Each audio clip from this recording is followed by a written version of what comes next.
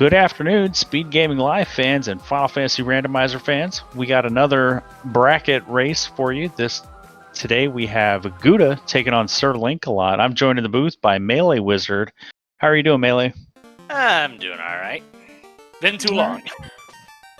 Yeah, this is gonna be a fun one. So these flags we're working with are pretty forgiving. We do have a loose canoe somewhere in the inner sea.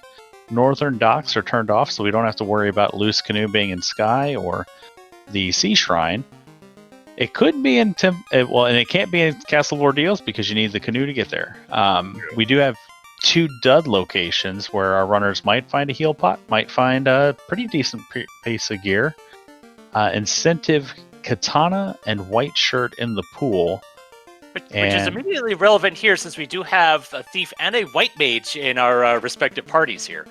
Yeah, and fun facts about these two runners. Guda, our very first Duckling Supreme, coming through the Duckling New Player Program in the Final Fantasy Randomizer community. And SirLinkalot, transplant from the Link to the Past Randomizer community, is the current Duckling Supreme. So, new to the community and already excelling. It's going to be fun watching these two guys battle it out to see who is the true Duckling Supreme. Yep, our avian adversaries should put up a pretty good race for us today. Yeah. Should be good times. So our runners are about 10 seconds out from dropping the gate. So once we get going, we'll see what the seed holds for us. Worth noting, Marsh Cave is not required. There's no incentive box, but we could have a canoe down there. Yeah. Given that we're pretty much strapped to the first initial continent, our options aren't really that numerous here. Right. We could see some trolley mess where we gotta go into like the bottom of Earth Cave to dig it out. I think that would probably be the worst case scenario where we end up with an early rod, early canal. A randomizer being trolley? Nah, that never happens. Sometimes it does. I've heard stories. All right.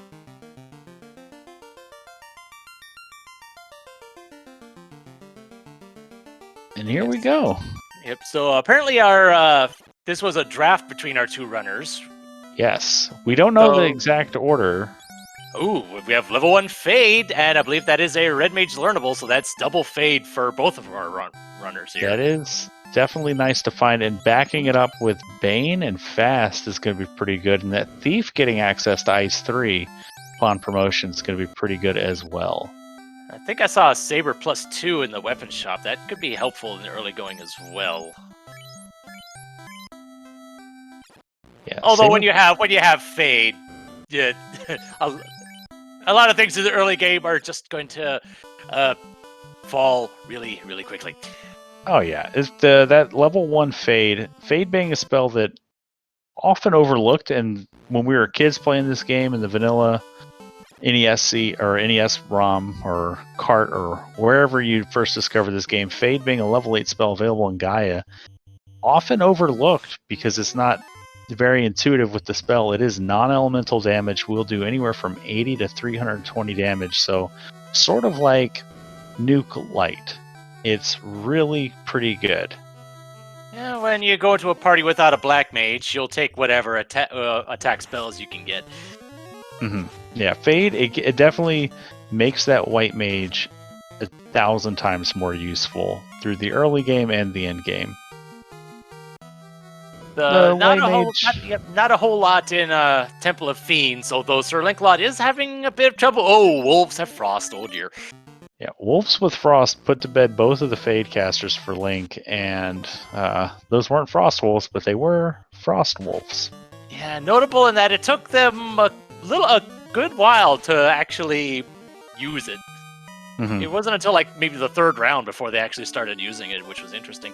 And the king, Guda takes out Garland. We get a crystal from the king and the vanilla loot.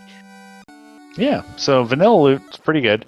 One of those items that we definitely need for the end of the game. Crystal up in the air could be required, might not be required. We'll find out once we go talk to Matoya. Going to buy some more camping equipment maybe. And Link hits these slow wolves, just not going to waste time now, just throws a fade at him, wants to get through this fight and get to Garland. No, knowing that the frost is there, it's either try to run or just use a fade and guarantee to take him out in one round. Oh, but it looks like he might not even got to these boxes to see that they were, in fact, not really worth anything. Although getting the crystal by itself does have a benefit to our runners. Under this flag set, every key item gives you an extra 5% experience. So whenever it comes down to if our runners need to do a level grind for one reason or another, having all these key items will make that process just a little bit faster. And SirLinkalot's loot got traded out for a baby grand piano, it looks like. That's going to be a lot harder to drag around the overworld for sure. Luckily, that ship's got a pretty strong cargo capacity. Well, I mean, they have a black belt. As strong as they tend to be, I think they'll be fine. At level 1, that black belt's going to struggle carrying around that baby grand piano. But you're right. That is definitely going to give him something to do in the early game here. As we get some explosives from the friendly witch Matoya. It's always important if you're going to handle explosive materials to make sure that you can see. And right now she couldn't see, so we gave her crystal and got the TNT back from her. What she was doing with it in the first place, you can write your own story for that.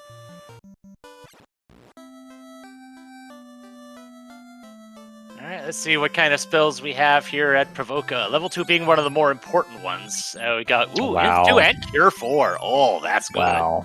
That's Cure 4 being the second best heal spell in the game, restoring all HP and status effects in combat, second only to Life 2. Lit 3 and Quad X, that's not bad attack for level 2 as well. It's a nice backup if you don't feel like using fades for a brief moment. Oh yeah, this is a very, very friendly magic at the moment. Invis 2, Cure 4, Heal 3. I mean, if we have a life spell at level 3 or 4, like, we might not even really need to go and check the higher level magic here. Mm-hmm. But Guda going to be our first runner here to take out the pirates. Safe pirates are on, so this is just a formality at this point with all the sweepers that we've got. Oh yeah.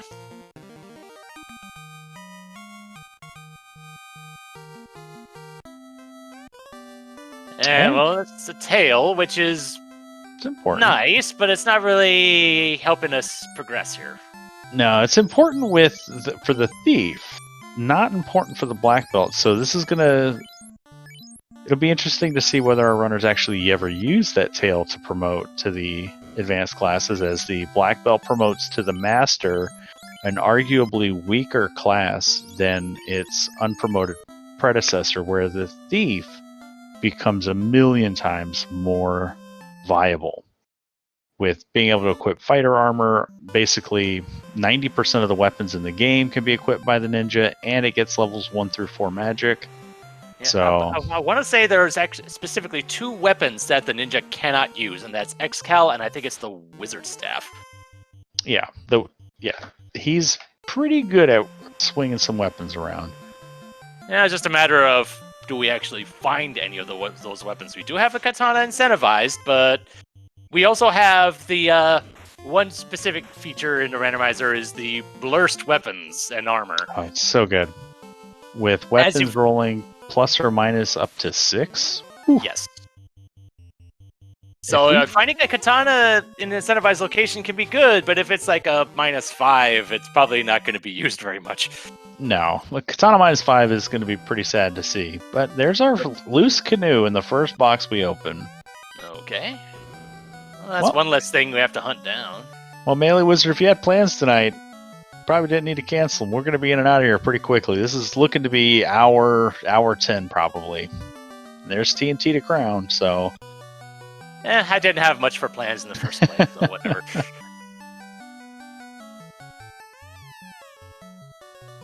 Good at talking to all the dwarves on his way out. Alright, so having that canoe suddenly makes the crown turning a lot more convenient. Oh yeah, because you can just come down instead of having to deal with that 30-second bridge boss. You just sail down here, lower encounter rates on the ocean than on the overworld, in the grass areas or forests, and just being able to dock right there at the river.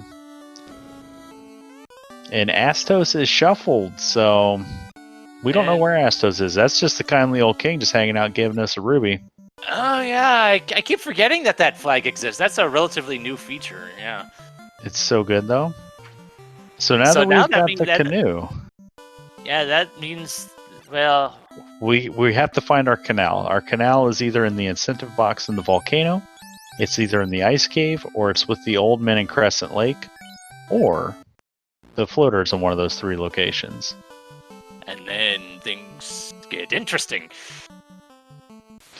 Yeah, so given the choice, I mean, I would imagine Crescent Lake is the premier choice of places to go. It's a town, check some magic, we can look for those pro rings or gold bracelets for sale, maybe silver bracelets rolled up.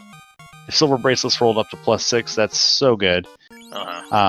We get a lot of information by doing the town check, but given the option of Ice Cave or Volcano, where do you like to go first? Probably my first thought would be Volcano.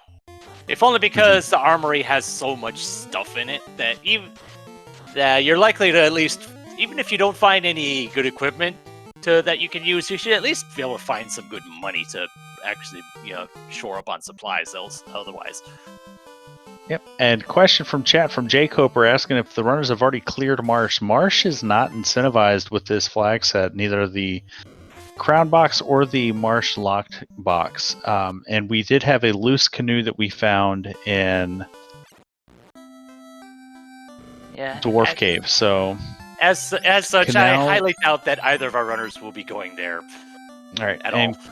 Canal is incentivized, so it cannot be. You're saying silver bracelets plus a roll +6? It feels pretty good to be psychic sometimes. Melee wizard. Oh, there's exit at level 3 white magic. Second slot, so it's white mage exclusive, I think. Right, but that's still really nice to have. Makes these volcano and ice checks that much more appealing.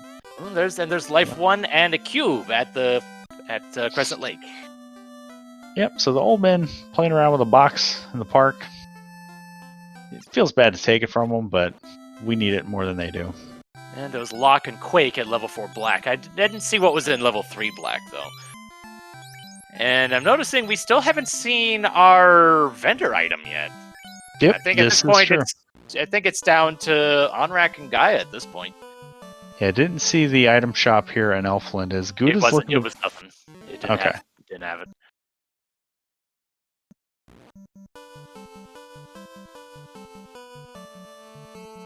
So, question from chat asking about the seeds that we're playing here, and it looks like Linkalot is using custom sprites, playing with the Valkyries of Light sprites. So, as custom sprites, therefore, as Light Warriors, the female versions of the Warriors of Light.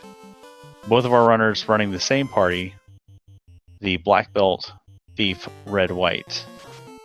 And at least in this community, sprite modifications is acceptable as long as it doesn't really change the function, and as long as we can tell at a glance what they are, there really isn't much of an issue. Yeah. And it looks like, based on the picture, it looks like Link might be running on a cart as opposed to an emulator, but that could just be the I'm not one to be able. I can't really tell one way or the other, honestly. Yeah. Alright, man. Guda has decided to go to Volcano first. Let's see what kind of stuff we get here in the armory. Oh. -5 cap. Some nice iron gauntlets and a big old fire tile there on the Gerworm tile. Defense -6. Not good for a weapon, but that free ruse can pay off dividends. Yep. Defense sword, when used in combat, will cast the ruse spell, which will give your party member 80 evasion. So, 3 uses of that, and you're at 240 evade, which basically, paired with your armor evasion, is going to make it almost impossible for physical attacks to get you in combat, with exception to critical hits from the bosses.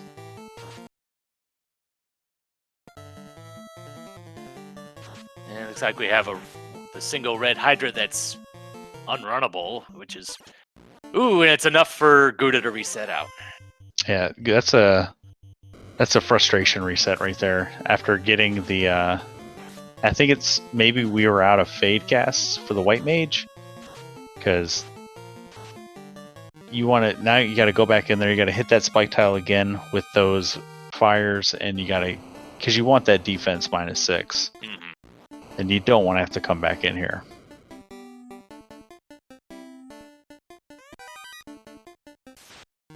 Still opening boxes. Well, we hadn't seen that one yet. Fair. Yeah, so silver bracelets +6. In the we're talking about blurst gear. When the blurst gear is a chest piece or like a main piece of armor, whether it's the chain armor, the bracelet, anything that's not a shield, wrist piece, or hat, when it's rolled up with the blurses, gives you +2 evasion, or I'm sorry, +2 absorb. So a silver bracelet goes from 15 absorb vanilla all the way up to 22. Wait, Trenton's gonna yell at me because I'm doing math in my head. It gets 12 extra absorb, so 27. That's way better than a gold bracelet. That's almost. Oh, and the fires have cremate. Ooh, yeah. Okay, that's not good. And fires squint have as well. Squint. So. And glare. Oh boy. So, if Guda wants that defense sword, he's gonna have to pay the price for it. He got lucky the first time. Didn't see any of that the first time he got it, but. Yep. So where I was talking about a free seed being free, this defense sword is not free. Eventually, you're just gonna have to wonder: is it worth it? Ooh, and they ambush. Oh, that's bad. Ooh. So Gouda makes some hard life choices. Gonna head back to Crescent Lake, regroup. Link looks like he was getting bodied too, and the volcano and is headed over. I don't think he even made it to volcano. If he was getting bodied by anything, it was by hydras, because I saw hydras had cremate too. Well, we're going into the ice cave first for Link, so we'll see if this is kinder to him than the volcano was for Gouda. Unrunnable R-Bones. It's a reset.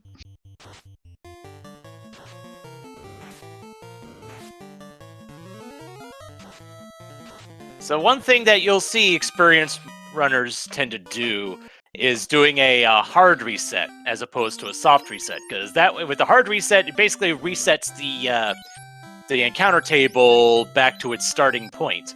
So if you know what your first couple encounters are, you can maybe burn an encounter or two out in the overworld and then dive in and see, and if you got a good hero run, so you can make good progress in a dungeon without being harassed. I, for one, don't really pay too much attention to that sort of thing, but I'm not a higher-end runner, so what do I know? Yeah, encounter manipulation is something a lot of the top runners will use to their advantage.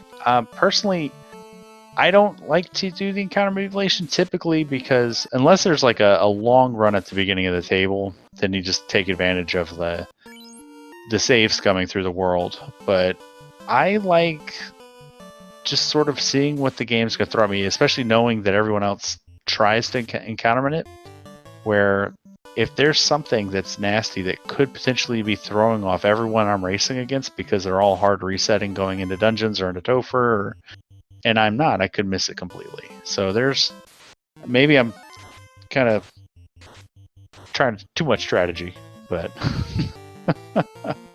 and we see hydras with cremate and cure 4, so Gouda's just seeing all the lovely stuff in the seed. Yeah, SirLinkalot was seeing the cremate too. I don't know if he was trying to get to volcano before, but that was definitely stopping him. And there's an ice sword +1. Pretty good. And we got a question in chat. What save's coming? So yeah, thank you. So save's coming is basically where you know how, whether it's through musical cues, the overworld music, or you're literally counting steps, you know how long it is on the overworld before you hit a fight. And if you know it's about 30 seconds or 30 steps or whatever, you can drop a tent, save it, reset, walk, save it, reset, walk. And it's a way to avoid encounters on the overworld. It's not possible to do in the dungeons, but it can definitely make navigating the overworld without encounters possible.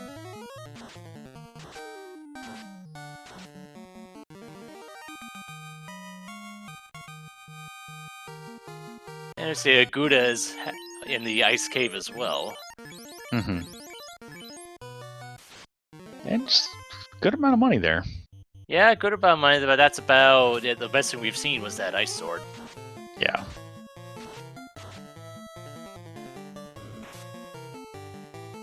So I noticed SirLinkalot did skip the second chest in the top room, probably just so he didn't have to worry about having to go through that trap tile twice.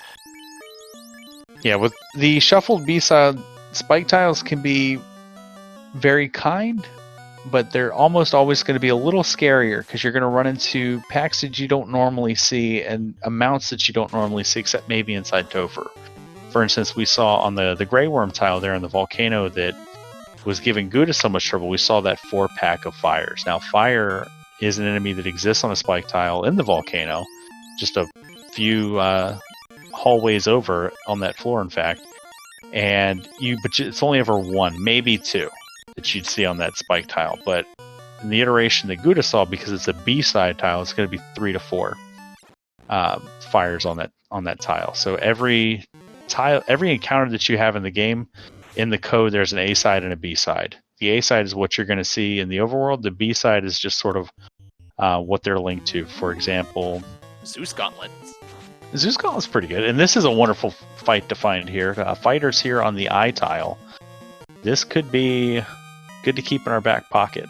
Mm-hmm. Fighters give really good XP if they don't have a script. They are pretty easy to take care of, and it's just a bottle, so Canal looks like it's in the volcano. Yeah, and it's gonna be deep in the volcano too, because I believe it's on the fire. The incentivized chest is the flame armor chest on the bottom floor. Mm-hmm. Yeah, it's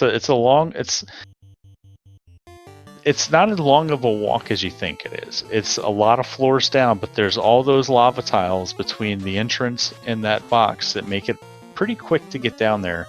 When we're walking on lava tiles in Final Fantasy 1, we do not we don't advance the encounter table, so we cannot take a random encounter. We are taking 1 point of damage across our party members for every step that we take, but I would rather trade that than having to deal with random encounters. And not to mention, we've got plenty of heal 3s on hand, so we'll be able to recover from that pretty well. Alright, Guda finds these Agamas down here. So this is another one of those tiles. This is the B-side of what you would normally see in the vanilla game in the volcano. But this is also an encounter that you would see in the Temple of Fiends Revisited. So a couple good grind tiles here in Ice Cave. Not that the Black Belt is doing much anyway. Mm-hmm.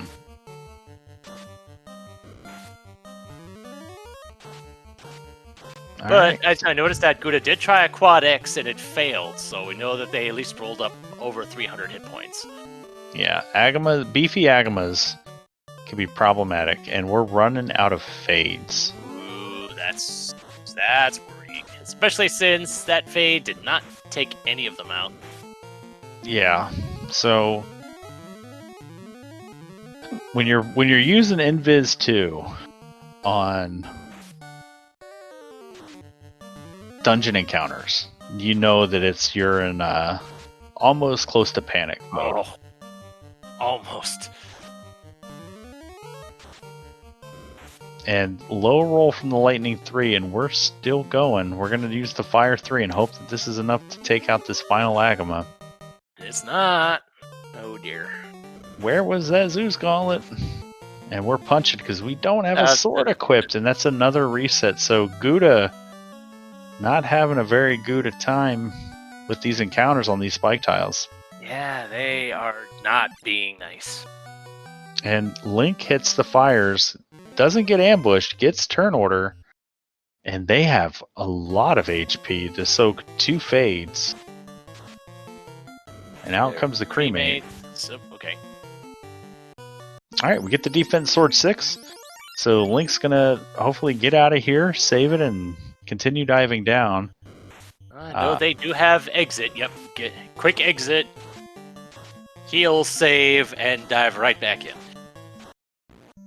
And big shout out again on stream. We want to give thanks to RockSolid84 for doing the tracking for us. Appreciate that. As Guda comes back into the ice cave, just a man on a mission as Link dives deeper into the volcano.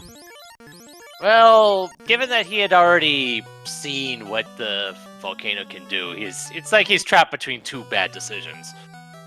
And we got a question from chat. Is this drafted? Yes, both of our runners agreed to this draft of Thief, Black Belt, White, Red. We don't know exactly which person drafted which, but I think they drafted outside of the race room. That was a Vorpal -6 that we just saw. That's sad. That's sad. Yeah, it is. In the community, people will have their preferences for Sunsword +2. That's nice. I love it. It's like scanty. Yeah, people have their preferences over what weapon to use for endgame. Some people will swear by the Vorpal. I think even they would probably not want to use that one. Yeah, Vorpal -6 still gonna have pretty good crit rate on it, but no, that Sunsword 2 is much better. Oh yeah.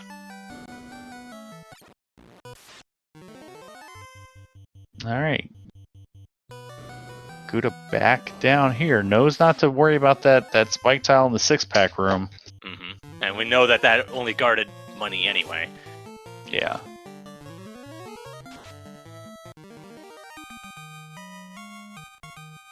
And Mudgalls and Rockgalls in the This is a fire. good tile. If they're squishy, it's a good tile.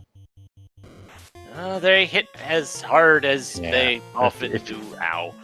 And if you don't there is yeah, if you don't get turn order on them, rock goals and mud goals can ruin your day. But typically, that can be a pretty good fight. So the question now becomes: you're down here already. Do you dare try to take on Carrie right now? I think Link is, because he had the opportunity to exit there. Yeah. So Link's gonna try to light the first orb here at the 25-minute mark. Now bosses are HP is clamped, so their HP is going to be at least minimum of vanilla health, while their stats could be anywhere from 50 to 200%. So Carrie could punch hard, and she could have up to double her health. But she could also punch pretty soft too. It all depends on what kind of script we get with her. Yeah, and it all depends on if we didn't have Fade on both of our mages, SirLinkalot might be making a different decision here. Yeah. But here we go. And after this fight, I did get an update about the draft, so I'll let you guys know about this once we see what Carrie's going to do to Link. Ooh, and just puts the black belt to sleep. I mean, it was a close kill, so it wasn't like hitting for 1,000, but it was still enough to kill. Yeah, so waiting with Thief. Thief gets punched. Here comes some Invis 2s. So we did about 200, actually it was about like 300 and some odd damage here the first 2 fades. And we're just gonna keep piling on this Invis 2 and hope that Carrie is rolling with a melee script. But Lightning 2 is gonna tell us otherwise. Light 2 is not the worst thing to find at the moment, but still, it makes you worry for the future. Mm-hmm. And there's about another 300 damage, and Fire 2 coming in. We got to get those fades pumping out quicker. And we're going to supplement Heal 3 to get our HP back up. And there's Sleep 2 right before the fade could be cast. The red mage did wake up, though, and slow, which doesn't really make a difference here in this case. And Carrie goes down. There we go. So, one step. And can't run. There's a cremate. Cremate gets away, lights the orb, and gets out. And you can see that look of relief on Link's face. Oh, yeah, you don't want to take a wipe that close to lighting an orb. Yeah, that could have been pretty nasty. Wow. Meanwhile, so and the spectacular thing about that is it was the Red Mage that ran. Red Mage has one of the worst run chances for the Light Warriors in the game, so the Red Mage being able to get away there, clutch. Meanwhile, Guda was able to get the bottle out of Ice Cave. Well, that's good. I did get an update from Danny383, one of our tournament organizers. She let me know that the draft went as follows. Link opened the draft with a Red Mage, Guda responded with Thief White Mage, and then Link closed it out with the Black Belt.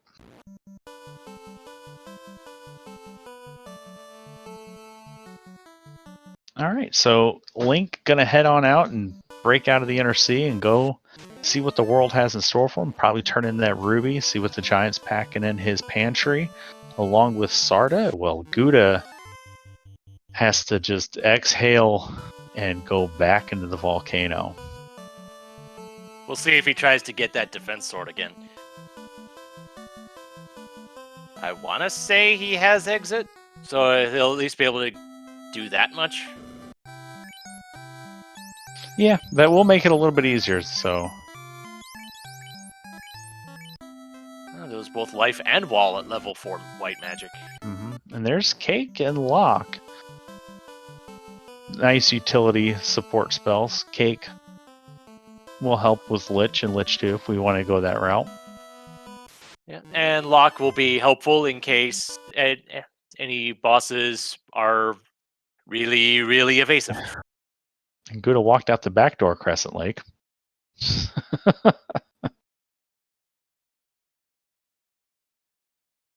Got a little bit of a stream stutter there on Guda's side as Link heading out at the...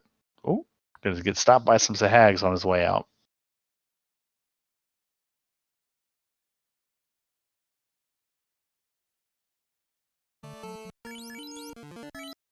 Finds the secret tunnel behind Crescent Lake to the volcano when he's there.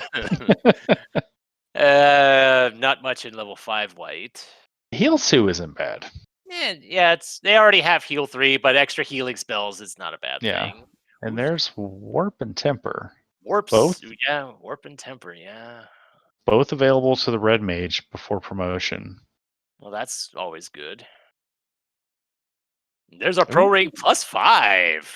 Holy cow, that's a 13 absorb pro ring. That's basically chainmail. With the additional death resistance on top of it. Right. Always good. So definitely worth spending the money there.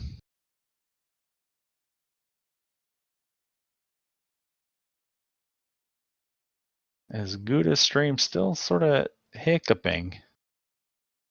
And we're back in the menus. And he's already on the Agama floor, so I'm assuming that means he did not take a wipe. He may not have gone for that defense sword as well. I think he did get the Vorpal sword, because I think that was in that there. Yep, so no defense sword in Guda's inventory. He'll try to come back for that later. Yeah, at least he knows it's there, so if he feels he needs it later, he can go back and get it when the fires aren't nearly quite as lethal. Yep. Link talks to everybody's favorite Titan.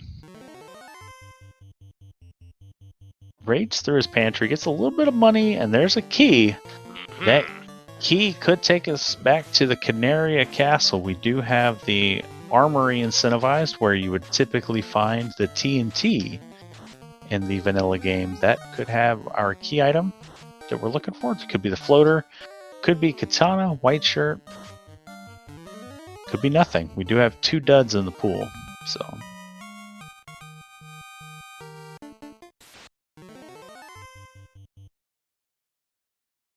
Guda gonna throw some fades at these goals.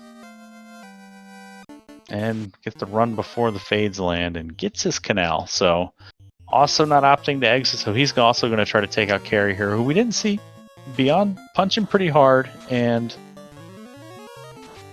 the Lit 2 Fire 2. There was the Sleep 2 as well. Yeah. And meanwhile, Sarda had the Adamant. Alright, so we're headed back to the Inner Sea, the very least, to talk to Swordy McBeardsmith and see what the Adamant turns into, and then head into the Canary Castle. If either one of those turns out to be the floater, I would imagine that we just go right for the desert.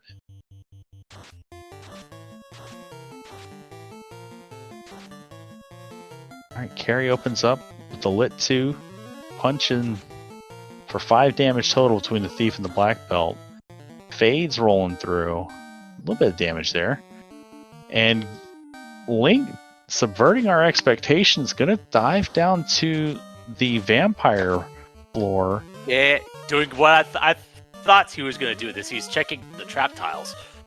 Okay, so spike tiles here in Earth Cave. Handful of peas is pretty good. As long as they don't roll up. If they roll up, they're just kind of annoying. Going for Quad X on Carrie. Still got more than 300 HP. There's the Sleep too. We don't know what spell happens after this. And the second trap tile in the Hall of Giants are Rock Galls. So that's pretty good. Here comes Slow from Carrie. The Quad X good enough now? Yep. There it goes. So Quad X is going to guarantee to work on any enemy that doesn't have the death resistance and has fewer than 300 HP. So now Gouda goes back for the defense sword. And is this where Link takes his grind? It's not a bad. Between the quad peas and the rock galls, it's not bad. Feels like there could be better ones, but it's. Well, yeah, the fighters in Ice Cave could be better, especially now that we have level 5 warp. But yeah, the rock galls are hitting pretty hard. Yeah, this is a pretty dangerous grind.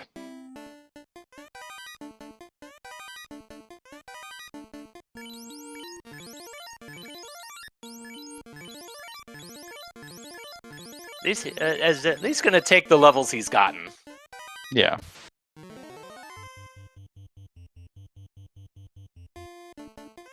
And he doesn't have a house, so gonna have to. So he's committed to this dive with just to get to the vampire box. So Earth Cave, when it's incentivized, it is the chest that she would find the ruby in the vanilla game, right behind the vampire fight. I'm thinking the main reason why SirLinkalot's doing this is because of we already found exit. If you didn't have exit, just walking in and walking all the way back out, that's a time sink, especially if it ends up not being anything immediately relevant. Now, if this is something incredibly cheeky like Rod is in this box, this is, it's big brain time for Linkalot. Mm-hmm. And I'm noticing he's also skipping chests here. Yeah, I mean, I don't know how many times I've seen Masa just hanging out in Earth Cave, but Link needs to minimize his steps, minimize those encounters so he can get to the vampire and potentially get to Lich with as many resources as he can. Jay Coper in chat pointing out this could also be the floater down here. But we find some sandwiches first, so that's another good grind tile. That spike tile is linked to the tile on the first floor, so... And he didn't even open the chest. It happens. And Gouda finds his old friends, the Frost Wolves, that aren't Frost Wolves, or Wolves with Frost.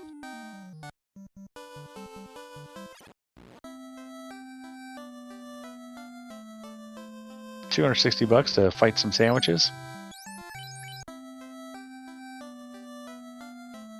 And everybody's favorite speed bump. Ooh. Okay.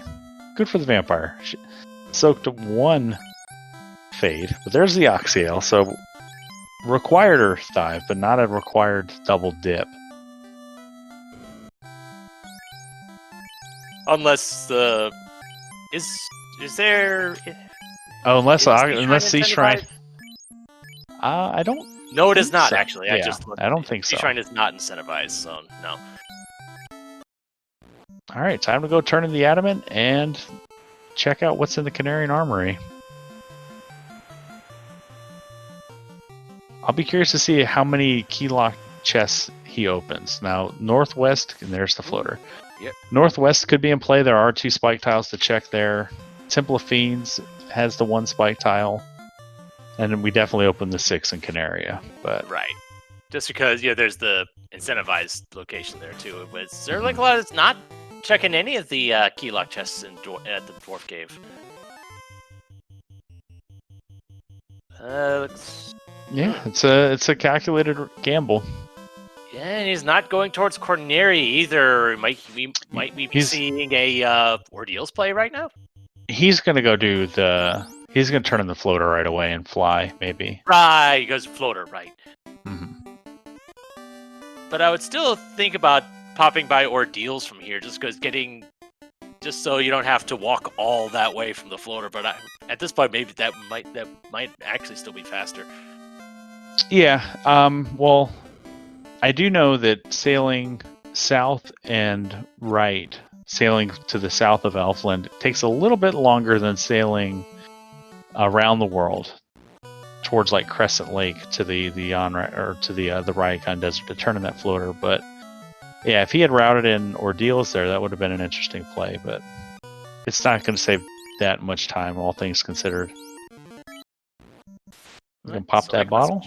You pop the bottles. Go ahead, head straight to Gaia. This could be our vendor item here as well. It's either here, the caravan, or in Onrak. Yep. Thank you for going back, Link. Oh, you gotta hit the buy button. And there's the chime for 16K. All right, so we got the doorbell to the Mirage Tower. We have the cube. We have the Oxyel. We just need a rod for go mode for Link. And that rod could be in Ordeals. It could be in the Sky Cave. It could be in the waterfall.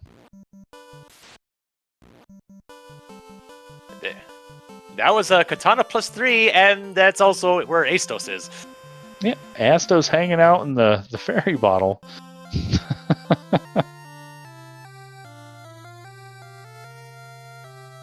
Alright, so Katana +3. Pretty really good. Makes finding that tail a little more important.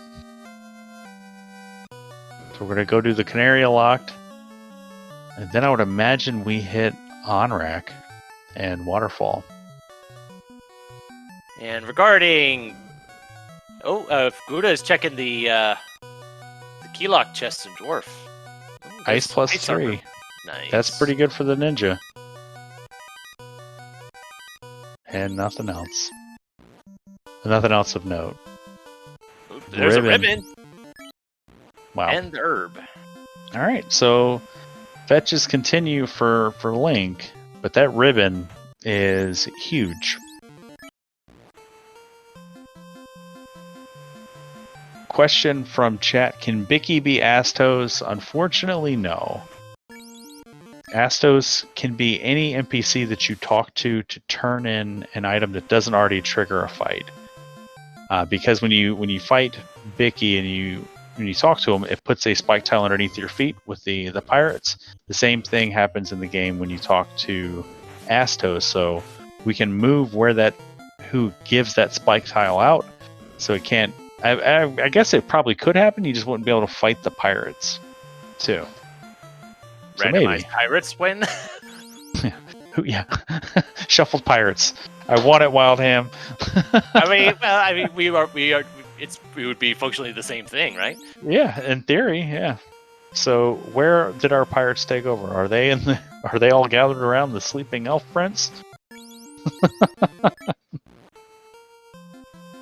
Oh, that'd be pretty good. All right, Goody gonna jump in the air. Link taking the rock goals. So one thing I did notice, the elf prince only gave, I believe it was cloth +5, so that's one of our duds. That was one of our duds.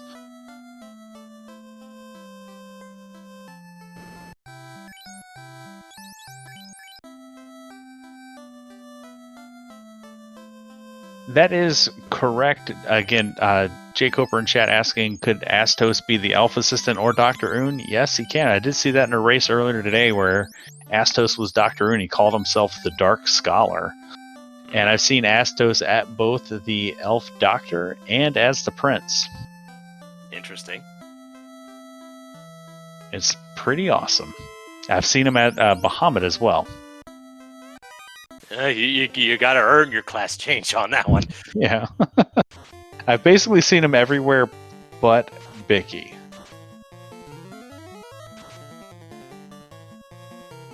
And it looks like SirLinkalot might be taking a bit of a grind here at the Sandworms. Yep, gonna eat some sandwiches. Guda takes out the Dark Fairy Astos. And we're looking for... Well, Guda needs to get the Oxyale and the Chime, which he's en route to get. Link just needs that rod.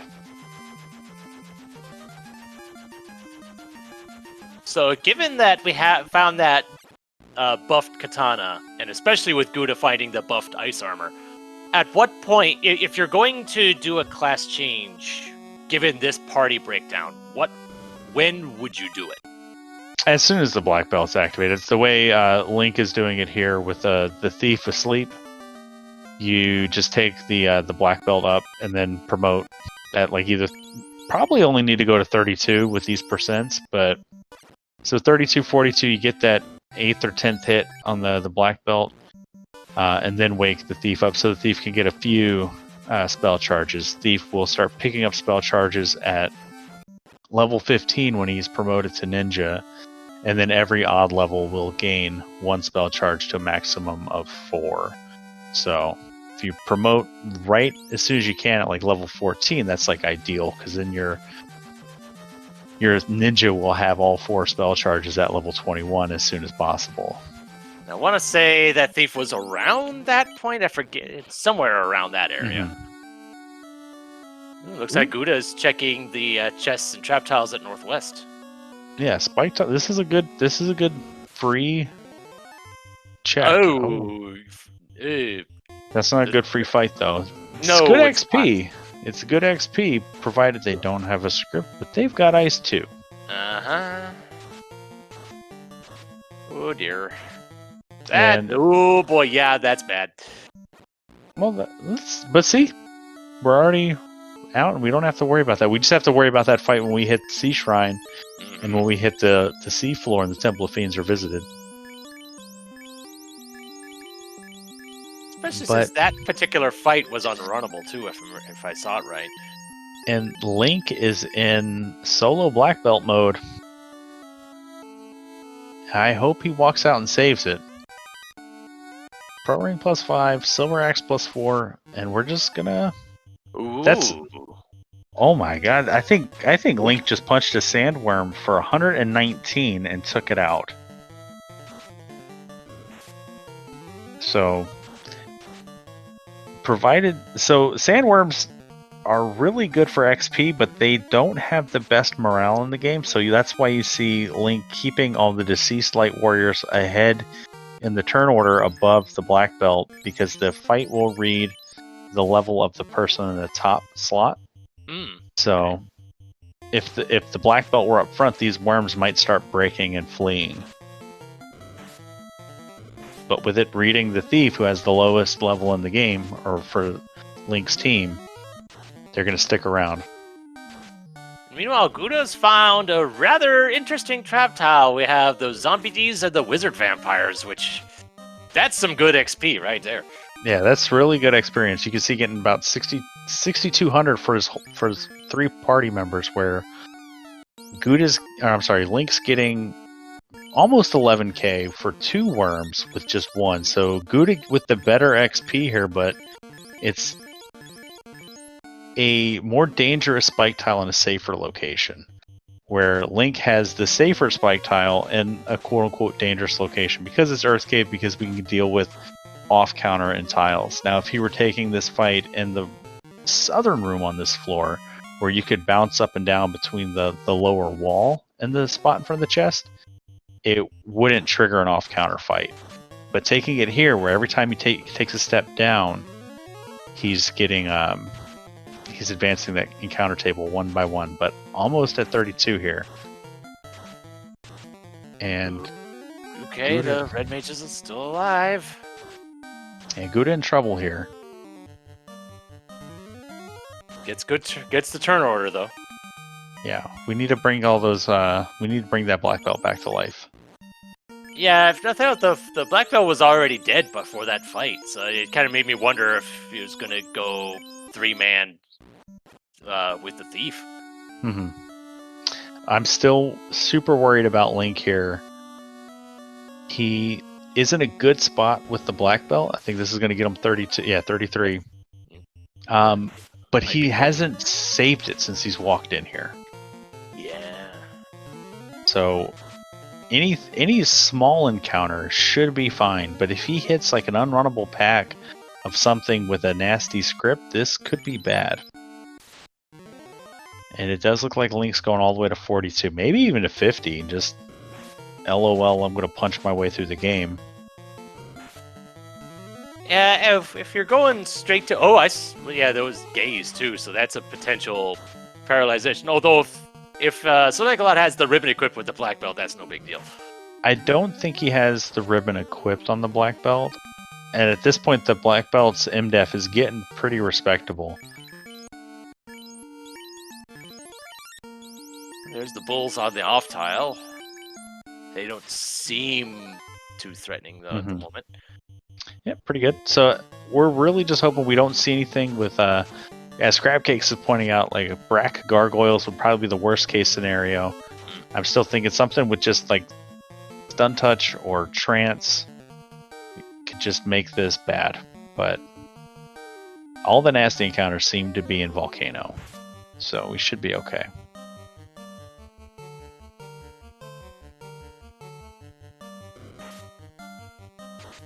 As Guda is settling into his Zombie D and Whizvamp grind. And I think he's just deliberately trying to whittle the party down, which feels... Or at least whittle it down to 2-man. Yeah.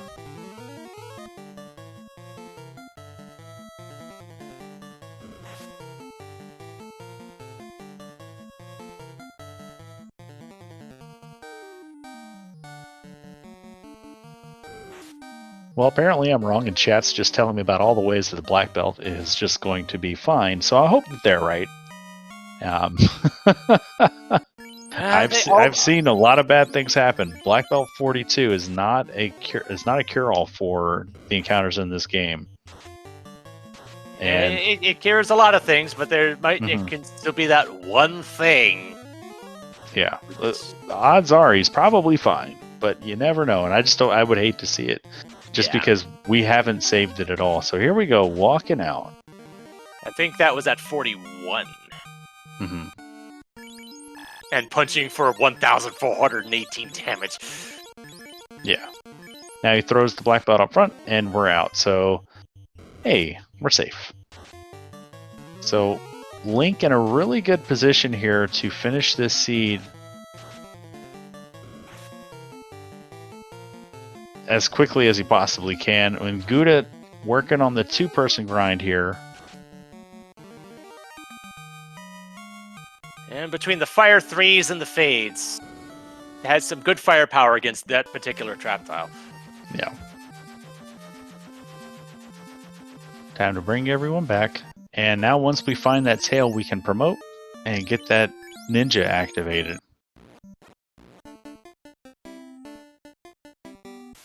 And Guda's checking for trap tiles in Earth. Hey, well, yeah, he's gonna if he checks the hall and finds the goals, and then doubles back and checks the Earth tile, because this should scare him off of trying to use this tile. Yeah.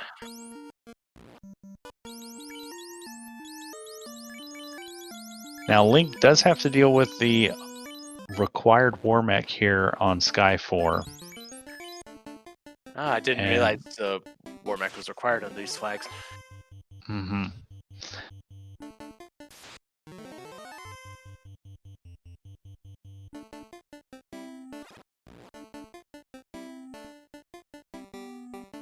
And I figured that since SirLinkalot hasn't promoted before going to Mirage, I have a feeling he's probably not going to.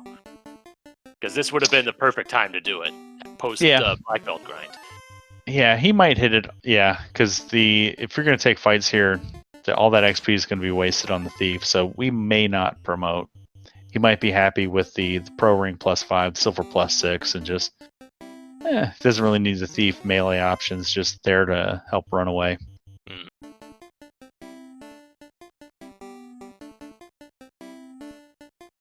Yep, not checking any chests along the way, just trying to just do some fiend punching. Question from chat, where was the tail? We got the tail off Biggie back in Provoca. Yep, we've had it since forever. It wasn't really that well hidden. So here we go, checking the sky incentive box. If this is our rod, yep, it's a dud. So rod is either in the waterfall it's either in the waterfall or it's in ordeals, because we did find the vendor item in Gaia with the chime. And as far as thief gear goes, we did find pretty good armor. We had Guda did. Fair. SirLinkalot didn't find. He never cleared out the dwarf treasury, so that's where the ice armor was. And as nice as a Katana +4 is, it's nothing compared to a level 42 black belt. I thought it was a +3 when I saw, but maybe I was mistaken. Yeah.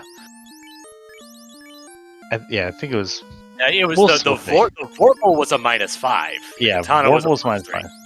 +3, thank you. I've watched a couple of these today, so I've got a lot of numbers in my head. Alright, so Warmech opens up, takes out the red mage. Here comes some Invis 2s. Gonna try to keep that from happening again. And Warmech already missing, so time to punch. Punch. Ooh, only 2 hits. Kind of wish we had that red mage alive now to get. Ooh, and white mage goes down. And it's all on this black belt now. Yeah, if we can punch it down, taking down. Oh, yep, there we go. All right, so there's a whole bunch of levels for the thief and black belt, and just disrespect on Tia 2. We're just coming through punching. 6 hits, 414. Down goes the thief. Yeah, time to adjust strategies and throw up some defense. Yeah, 1 hit for not much. Yeah, that one shot of evasion seemed to be enough. And slap fight here between Link and Tia. Who's gonna flinch first? Probably Tia. Yeah, if nothing else, the black belt's just getting more hits in. And yeah. That's the second orb for SirLinkalot, and Guda is going back to the lobsters and sea snakes, which feels like an odd decision, especially now that we're seeing Mute. Yeah, Mute is not a tool you want to see in any enemy's kit. And they're unrunnable, Guda? I think he's trying to bring it back down to 2-man or something, yeah. Okay. Although, if the black belt dies...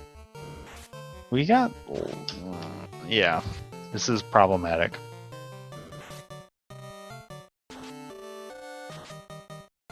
And there's the Ice 2s.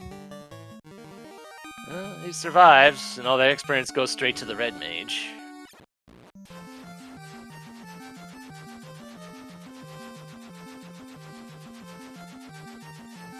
And going back to Earth with just the red mage. Okay, he does have life. Here for yeah. But yeah, go save it. Thank you. Yes, Alright, so he's going to come down here, and he's going to check this spike tile down here, and he'll see that it's the sandworms, which he may already know. But doing the grind down here will afford him no off-tile encounters. SirLinkalot is delving into the waterfall before heading to Onrak. Oh, but he's checking it here. Interesting, because this is the same situation where you're going to have to deal with off-tile encounters. And the robot has the white shirt. All right, it's fine. White shirt -6, so Rod is in ordeals. Yep. So SirLinkalot will likely just knock out Sea Shrine first while he's here. Mm-hmm. Yeah, it should be a very quick dive for him to light that third orb. So the white shirt -6 as armor is not the best thing in the world, but given that SirLinkalot's not likely to promote at this point, he'll probably just use it for evasion stacks. Absolutely, yeah. That thing's got like 12 absorb on it. It's worse than a standard silver bracelet. Ooh, and yeah, we got this run that encounter that's unrunnable. Did we have unrunnable shuffle on? Yeah. So this fight can be runnable now, and the randomizer just happened to become unrunnable in this. Yeah, because for the longest time, that specific encounter was guaranteed to be unrunnable because it was the B-side to the Pirates, I believe it was? That's correct. Yeah. Yeah, so Guda definitely has the odds stacked against him here, but he's at least in the right spot, getting the grind together. Now, if he first location, he's got to think of make some pretty judicious time saves here. He needs to do ordeals. He can skip waterfall. We know that. But yeah, he needs to do ordeals and skip waterfall. Like that seems to be one of the only ways that he can kind of catch up some time here. Although the fact that he's a full air orb behind. Yeah. And with SirLinkalot having a level 40-something black belt on hand online. Yeah, it's definitely the odds are stacked against him, but it's not impossible. Yeah, Gurso's the Temple of Fiends Revisited can pull off some really nasty things if it wants to.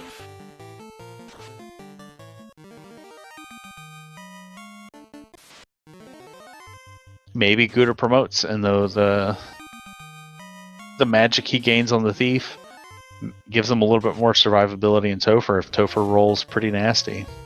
Maybe. And there's SirLinkalot being introduced to the lobsters.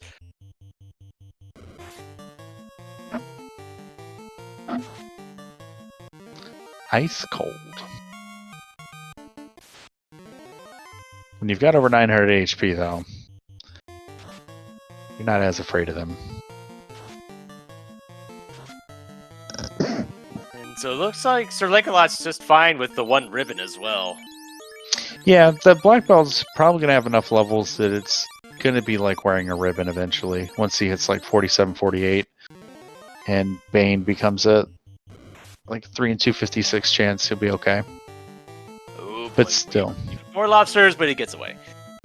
But yeah, still, you still would love to have as many ribbons as possible. And there's that off-tile encounter. Oh, there's Glance. Glance on the Cobras, that's concerning.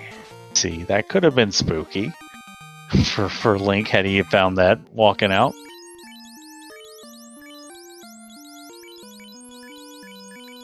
And punching for about 1,600 damage, and Kraken is down. Yeah, and Guda makes the adjustment to equip the Silver +6, Pro Ring +5, and the ribbon now onto the black belt, just in case we hit that off-tile Glance. But Link, now with 3 orbs lit, headed to the Temple of Ordeals to pick up his rod before we can go into the Earth Cave.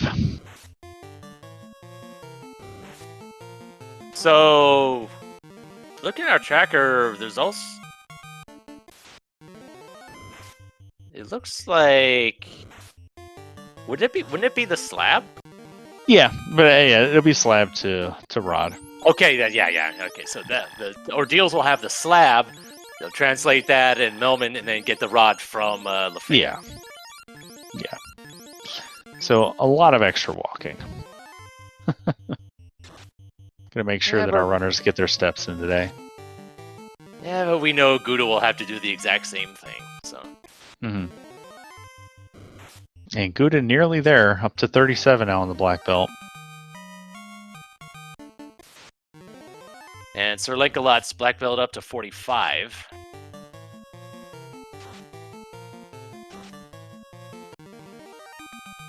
Alright, so let's see how the pillars treat SirLinkalot here.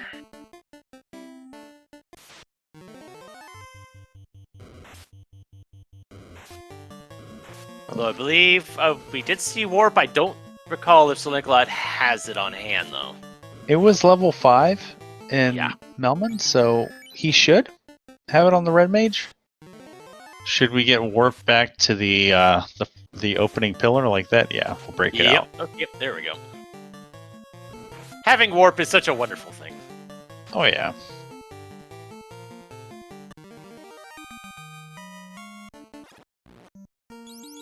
And Gouda gets out with his levels, and we'll commence his party revivification and exploration. Ooh, unrunnable sorcerers. Of course, they're running away. As well they should. Because, ow! Yeah. Oh, and look, the nightmare has been recruiting.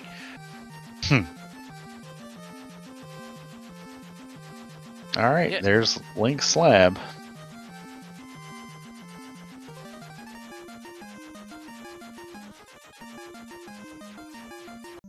And Gouda is deciding to go to Mirage first. Yeah, so he'll get his dud location information. Gonna check overworld encounters? No, I think he's just burning a couple encounters because it looks like there might be a good hero run after the second encounter. Oh, there we go. So Link on his way to Melmon to translate that slab.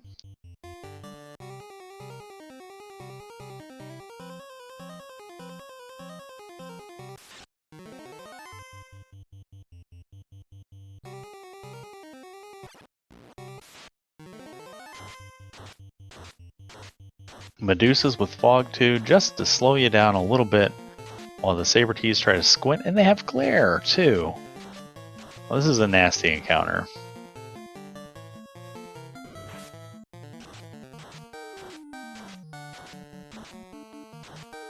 Luckily, they seem to be focused on spells and not skills.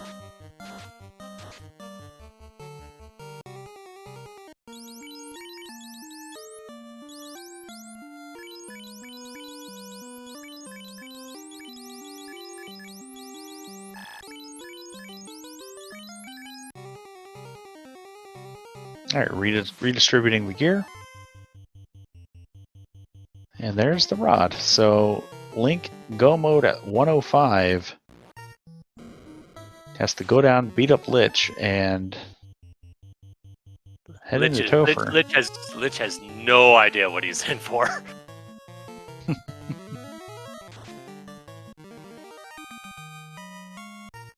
And Gouda working his way up to Sky Tower. See if how rejected and dejected he looks there. Heavy sigh from Gouda as he picks up his 2100 gold.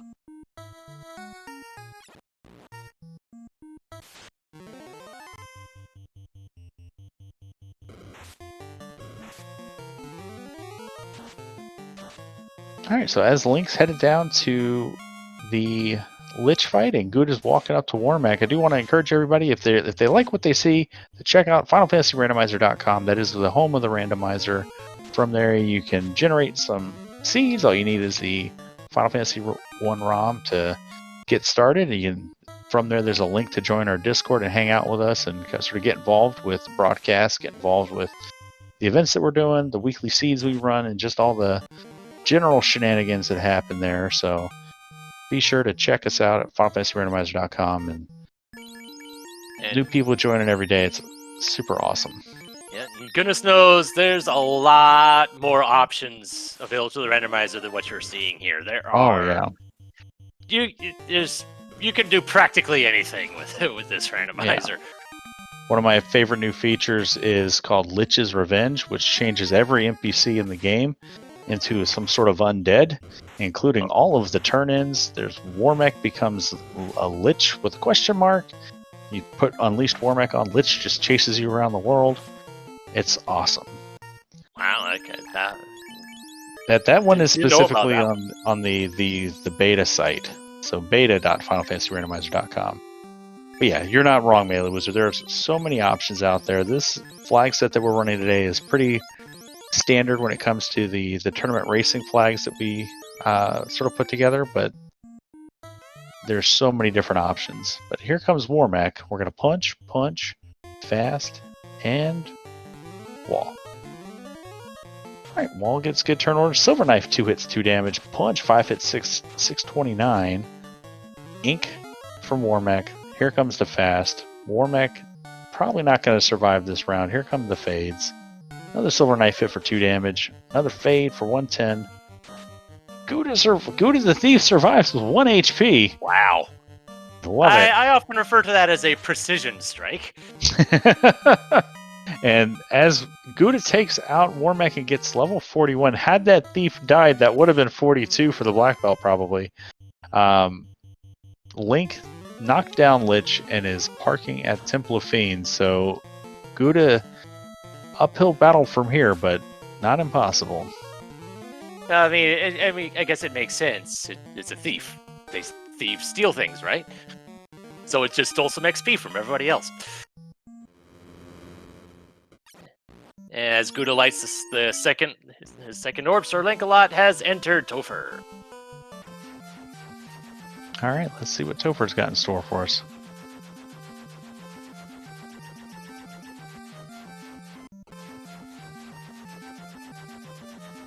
Oh, Guda still hasn't found the vendor item in Gaia yet either. No, he's got the time. He just went through got the air orb. Yes. Oh yeah, thank you. My brain just fell out of my head. I saw that the chime wasn't lit up on the tracker, and yeah.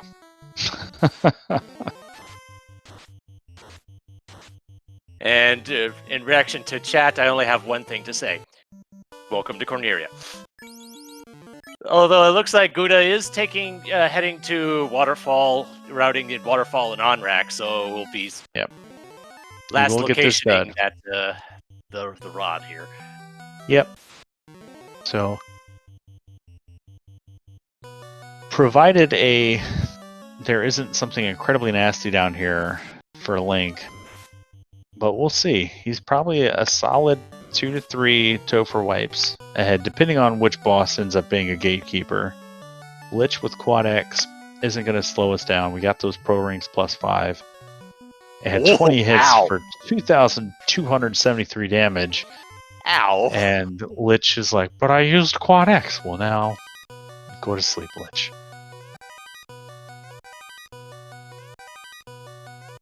Yeah, it was notable that they're using a fast charge against Lich too there.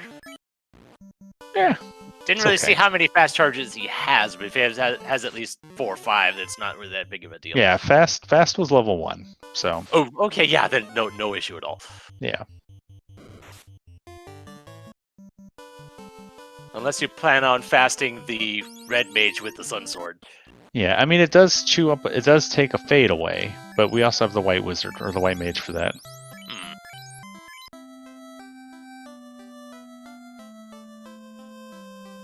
Alright, switching it up a little bit, sacrificing the thief, and we're going to punch. Here comes the fast, and we're going to white shirt. Punch comes out, 7 hits, 862, and carry explodes into little pieces of Marilith Demon all over the floor. And all these plans made, and the Black Belt is just, I got this. Yeah, Black Belt just rolling downhill through Topher. Hits some unrunnable waters, though.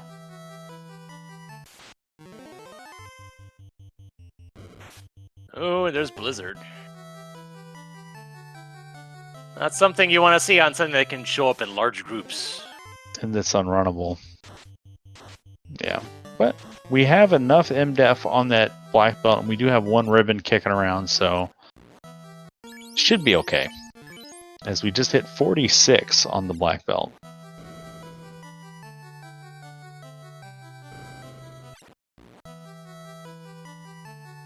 Ooh, another large unrunnable group.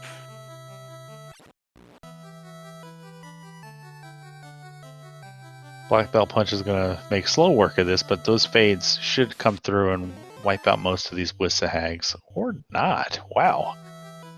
They seem to roll pretty beefy here. Yeah. Soaking 2 fades. This just feels bad. Especially since it doesn't look like SirLinkalot has that Zeus gauntlet. I forget where it was, though.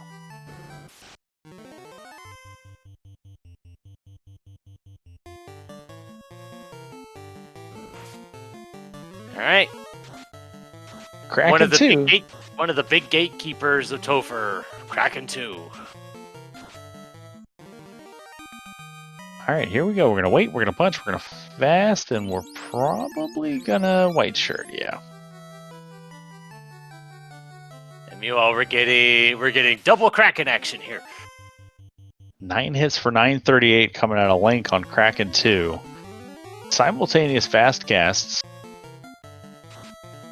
Guda punches for 14 hits, 1885. Fasted black belt, 18 hits, 1863. Wow. So Krakens, we got squid exploding everywhere. Wow, the damage was so close together. That was cool. All right, let's see if Tia 2 can slow down SirLinkalot. I think it would take a lot to do that right now. It would mostly having to throw out a nuke that would. Oh, geez, I had to say it, didn't I? Nuke. We haven't seen Death Touch. That could be nasty to see on a fiend. Don't think it's likely to see, but well, it only shows up once. Yeah. One spot, and Guda finds a T-Rex. Hey, a big mythical blue steak.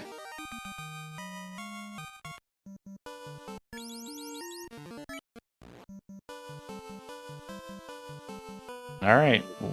Tia 2 couldn't do it. Yep, 1500 damage takes down Tia 2. Using the heal 3s as opposed to unrunnable airs. Wow.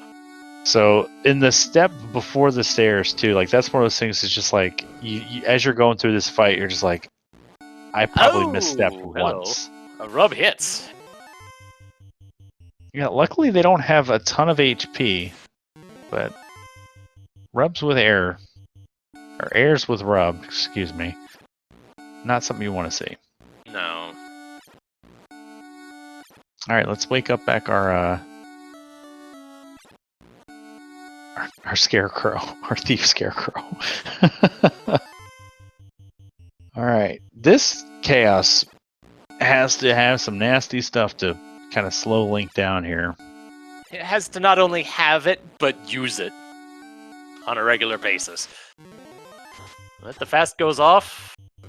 Ooh, 1 hit for 145, and that was before the evasion stack, so that's a good sign for SirLinkalot. And already 16 hits, so we're just in punch and wait now. Mm-hmm. This is just a matter of time. And there it is, 15 hits, 1303. SirLinkalot closes it out with an official time of 1 hour, 16 minutes even. So that was about 2,900 damage, so... Alright, I'm going to see if we can get Link in here for an interview. And meanwhile, Guda has made his way into Ordeals and will be getting his slab shortly. Alright, Link's going to come join us, so I'm going to get him an invite.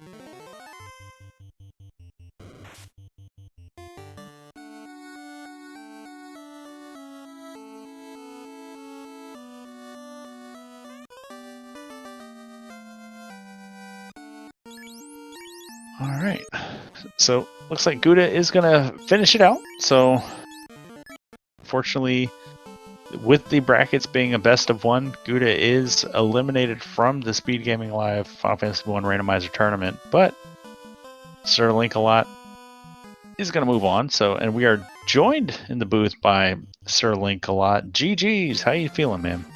Oh, pretty good. So, talk to us about the early game. What was kind of going through your head? I don't even remember because early game felt really good because especially when you find a loose canoe can be in a lot of locations, especially if you find the canal and just getting it indoors. It was just like, oh, okay, that's great. Now now I just the canal or even better. I'd just rather find the floater at this point and be done with it. Obviously didn't happen, but yeah. I mean, early game is just. As soon as I found the canoe, my main thing was I have to go into ice and volcano, so I need to get some levels to survive ice and carry. And that's kind of the reason why I made the play on ice before volcano. Was I knew there were unavoidable trap tiles because I still hadn't seen warp yet, so I have to go through them no matter what. And I'll probably get some levels to make volcano safer. Carry still almost had second thoughts on that one, and the fire elemental pass carry had third thoughts about that. Yeah, that was close. That was a pretty spooky fight. Especially because you were... did you see the cremate on the fires before that fight? I don't remember if they used cremate when I had the trap tile. I don't remember if I saw it. I know I tried to kill them just because I was like, hey, fire elementals, if they actually roll low, it's not a terrible grind tile. And it's a lot easier and probably safer than, diving down to those high HP Agamas or going to the fighter tile at that point. Yeah. So I was thinking, it's I still need to find a decent, safe grind tile. And then when, they survived 2 fades, and I was like, okay, they've got an excess of 470. The Agamas are a better play at this point. Yeah. Because I think that was the difference early on that sort of separated you from Guda, where he was finding all the enemies with the nasty scripts, and he was finding the script happy versions of the encounters where he hit the fires several times and they were ambushing him, and then once he saw the defense sword behind them in the armory, it's sort of I wouldn't say forced him into those checks, but he definitely kept trying to get that defense sword out there. I mean, he got it right. He got it right the first time. He just ran afoul of a random encounter on the way farther on, and then was having issues with the fires. Yeah, but so the first time he fought them, it was fine, but every time after that, they were just a nightmare to him. Yeah, and that was one of the reasons why, when I pulled the defense sword, I'm like, okay, this is worth keeping. I'm going to exit out and just do a save at that point. I've only wasted a fade charge apiece on my mages right now. It should still be enough to get me through carry, hopefully. And it's I have a black belt, I can fast. Also, as black belt had the Zeus gauntlet, so I was I'll just get it evaded up and hope that works. And carry got turn order and just punch the black belt. It's well, that idea is gone. So fate scraps at this point. Let's hope she does, or let me get invis up so she doesn't do the same thing to my mages. Then we're gonna go to fade strats. Yeah. No, you played this very, very well. It was almost like a clinic for how to effectively grind and get that black belt activated. I don't think 42. Once you hit 42, there's really no adversity that the seed can throw at you without being a complete nasty troll seed. Because 42 black belt's going to trivialize a lot of things, and with 50 to 200% bosses. And did you have any concerns going into Topher? Topher, not really, just because of how, I guess, nasty. I guess Tia 1 didn't. I guess Tia 1, I just think rolled high evasion, but with how Warmech had rolled, I was just I don't see anything being as tough as Warmech. Where it's just I'm max evade almost, to where if you're not critting me, you're not hitting me. And I was just with how Warmech was, I was just I'm not worried. I've got a ribbon and everything on my black belt, on a 42 black belt. I'm pretty sure, unless something just terrible happens, slow 2, basically, and I'm in man mode, I should be able to get through Topher with just the black belt with the defense sword. Ooh, Lich won with damage poison. So again, the story of Guda just having the bad luck coming through the seed. Unfortunately, luckily it didn't cause any problems for him there, but just another example to kind of put towards the pile of Guda's bad luck. The not Guda luck. Yeah, he ran afoul of the fires in Volcano. He ran afoul of that one trap tile in the 6 chest room in Ice. Mm-hmm. So he took a wipe there. Yeah. It just really set the RNG just kind of set him back there. Yeah. But Guda is on his way through now. Should be okay though, because we didn't see anything nasty in Topher, and his black belt's just as big as Link's was. So I'm sure it'll just be a matter of time here for Guda. It did help that I don't think any fiends survived longer than 2 rounds either. Yeah. It was fun seeing 2200 damage just blow up Lich. And yeah, you were taken out. I know I was muted, but yeah, as soon as I went to the next floor, I was like, yeah, bye Lich. 22 on your damage. You're not even a pile of bones anymore. You're a pile of dust. The notable thing is both of you were fighting Kraken at the same time. Gudu was fighting Kraken 1 at the same time you were fighting Kraken 2. Both of you did a kill with 1800 plus damage. Yeah, at nearly the same time too. It was awesome. So current Duckling Supreme taking out the first Duckling Supreme Link. Coming up, we do have the Duck Derby. Are there any ducks out there swimming in the pond that you're afraid to defend your Duckling Supreme title against, Link? I wouldn't say I'm afraid of them, because it's just like I try not to go into any race, regardless of who it is, thinking like, okay, this is a scary run or anything like that, because it is a randomizer. If I sit there and be like, this person's miles better than me, or I go in scared, it's going to affect how I play and make decisions. And I might just make poor decisions just because, like, okay, I think they're so much better than I am, and I'm going to dive marsh early to try to find the canoe, and then it's not there. It's like, okay, well, not only did I just put myself behind, but I probably handed them the win just because I thought I needed to do something like that to, basically differentiate the two of us. Very level-headed response, Link. I'm not. I don't wonder why you're the current Duckling Supreme. With a level head like that, it definitely would probably pay off. I go full tilt. I'm just like, oh no, I gotta raise Dangu again. Dangu does the same dumb plays that I make.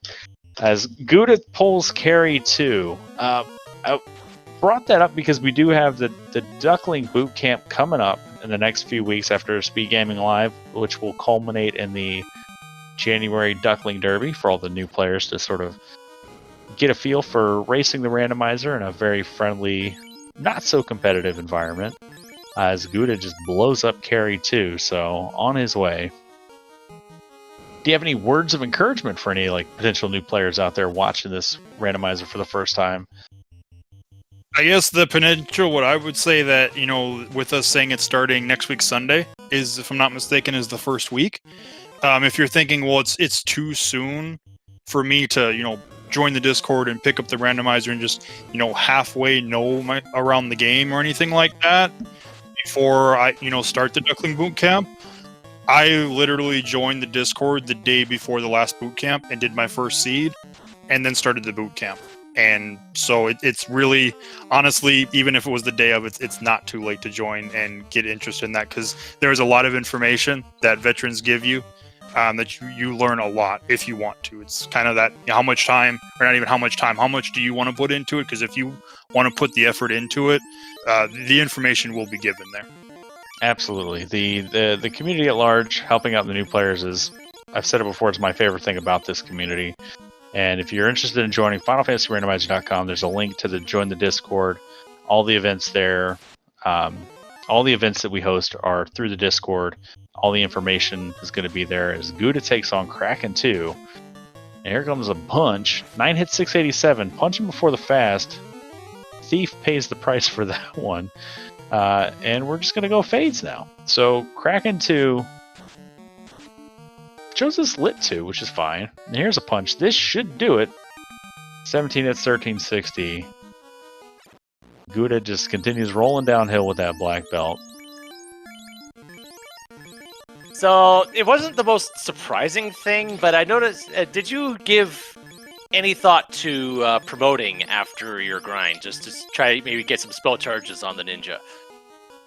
No, just because it's they're, I think, fast. I don't even remember casting any level 2 3 or 4 black magic, I think I might have bought lock, but I think fast was really the only good.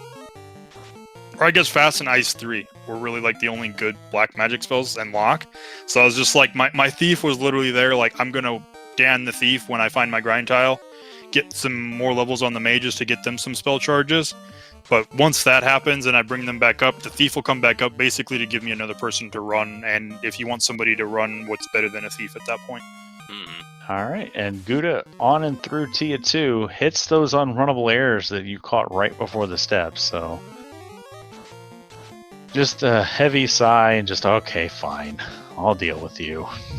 If I must. The airs were when I was a little concerned because I didn't remember if there was... High evasion on those airs, the black belt missed. Yeah, I think my black belt, like, I hit one of them with a critical and then the other one was with 2 criticals. But this encounter I was concerned about just because if it was close, because I don't remember if I like wasted a step anywhere in Topher at all, because I'm just like, I'm 1 step away. If I wasted a step anywhere, it's like he at this encounter and he's at chaos. That's what I had mentioned too. It's like that's 1 step away. So you start like as you're like cycling through your menu commands for this, like where did I misstep? Just trying to piece it together. All right, Gouda making his final preparations. We know Chaos didn't have anything too nasty for Link, which means we're probably going to see like a double nuke and a triple nuclear slow 2 on the black belt probably right away. But we get 8 hits, 361, and white shirts come out. Punching before the fast always feels bad, but we get the optimal turn order there. Everybody goes before Chaos. Here comes some more Invis 2s, a white shirt, and we're going to throw a lock out there. Gotta feel encouraged there when Chaos is already missing on the white mage after just 1 round of evasion. 17 hits, 1438. Yeah, the next hit should do it. Yeah. Some more invises, and we're gonna go fire 3. Burn them down. 34 damage.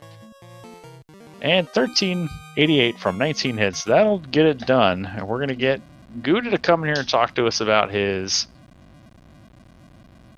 SpeedGaming Live Tournament experience. Get those GGs in chat for Gouda 632.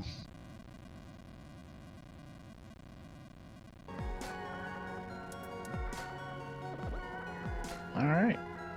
So while we're waiting on Gouda to join us, Melee, you got any other questions for Link? Nothing off the top of my head. Well, good. Do you have any questions for Gouda as he joins us in the booth? GG's, Gouda. Hey, thanks, Caleb. I appreciate it. Yeah, that was pretty mean to you early on. I mean, I had like 2,000 gold, and I'm like, oh, there's no way I can buy any level 3 or 4 magic, and then I go check it out, and exit's like 300, and life is like 6, and I'm like, all right, I guess I could have bought exit and life with the almost no money that I had, which never happens in this game. So yeah, that was great. So that basically was the tone setter on top of the fires that decided that they were going to ambush cremate me for no reason.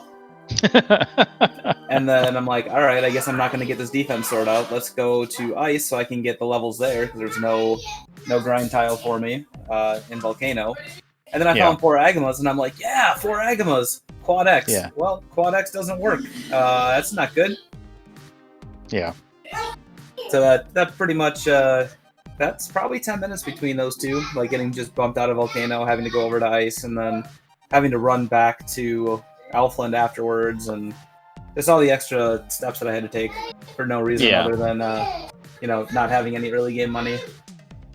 Yeah, it was pretty close early on. The seed was sort of like forcing you into a general direction because you both found the loose canoe within seconds of each other, and some of the early differences were like there's one point where Gouda, like, you peeled off to go check like the northwest spike tiles, if I remember right, and there was nothing really doing there. I don't think Link ever went and checked those tiles. Like, I think this was there was never like a huge time sink other than like the fire nightmare in Volcano. There wasn't like a huge spot where like you think like where could you have made up some time. It's just like little things here and there. And that being said, like he's still played the heck out of this seed, man. And yeah, GG to SirLink. I mean, he's a fantastic runner. Him and I have had a couple of head-to-heads or a couple of I think group races that we've done with each other, and it's been back and forth. I think he's 2-0 against me head-to-head, so I gotta get that win eventually. We'll have to go Iron Gold at some point, SirLink.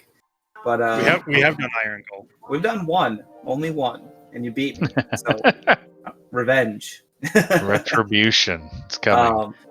But yeah, the sinking into the Wiz Dragon or Zombie Dragons, I'm like, oh yeah, this will be all right.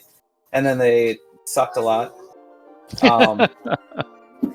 So finding the sandwiches later, I'm assuming that's what SirLink ground was, the sandwiches. Yes. Yeah.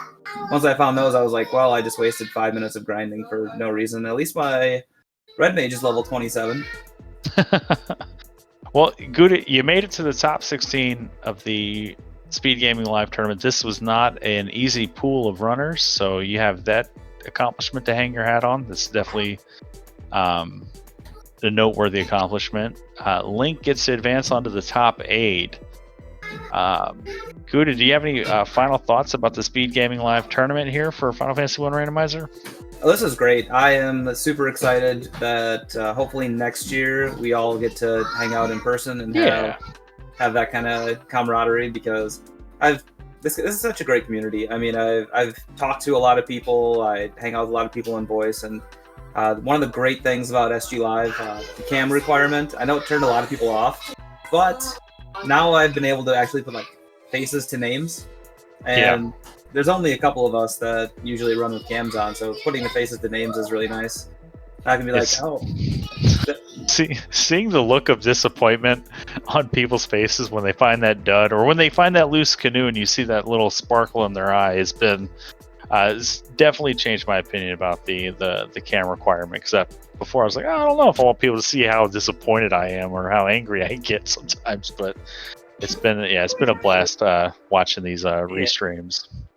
Yeah, because seeing how animated some people get, it's just, especially when you typically don't, when they most runners typically don't have their mic on during races, so really all you get to see are like angry slashes in Link to the Past or something like that. That's really usually the only indication you get of people's reactions. Actually being able to see them in real time and react to some of this stuff, it's a really unique thing. Yeah, I was watching.